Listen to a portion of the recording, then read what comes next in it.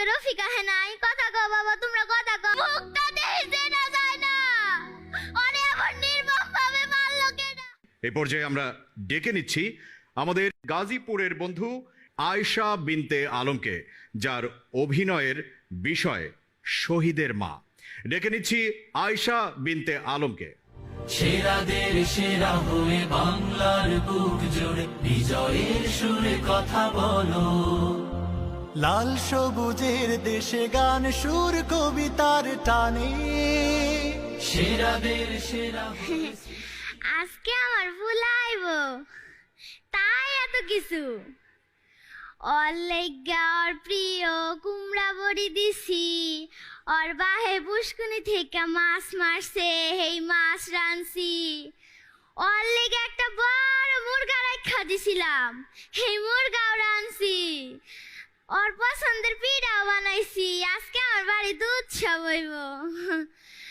তবে আমার পুলা কিন্তু ডাহার মস্ত বড় বিশ্ববিদ্যালয়ে পড়ে। আমার পুলাটা কিন্তু অনেক ভালো বুঝছেন, অনেক ভালো অনেক ভালো। তা কতক্ষণ হয়ে গেল এখনো তো আইতাছে না। সকালই তো আওয়ারনের কথা এখনো আইতাছে না। অবশ্য আমরা গরিব মানুষ তো তাই অত কিছু জুগাইতে পারি না। ওই যে পুলাইব আজকে তাই আর লেগে সব জুগায় রাখছি। আমগো তো আবার মোবাইল নাই, ফোন দিতে পারি না। ওই যে আমগো পাশের বাড়ি সালাম আছে, ওই সালামের মোবাইল দিয়ে একটু কথা কই। কালকে কথা কইছি, কইলো যে শহর বলে কি কোটা মেদানি আন্দোলন হইতাছে বাপু। আমিও তো আবার বুঝি না। ওই জায়গায় বলো অনেক মারামারি হইতাছে, কেডা জানে পুলাটার কি খবর।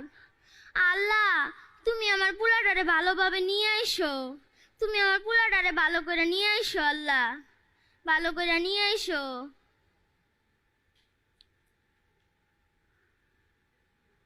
আরে ওইটা সালাম না, হ্যাঁ এটা দি সালামি ডাক দিছে। এ সালামে হন বাবা হন, এদিকে হন। ওই যে আমগো রফিকের একটা ফোন দে না। হ্যাঁ কইলো যে আজকে আইবো, সকাল আইবো, তা এখনো আইতাছে না। হ্যাঁ ফোন কর হ্যাঁ ফোন কর। হ্যাঁ কি কয় বন্ধ কয়? ও তাইলে মনে হয় মোবাইলে চার্জ ফুরায় গেছে। আচ্ছা তুই কই যাস? ওই মোড়ে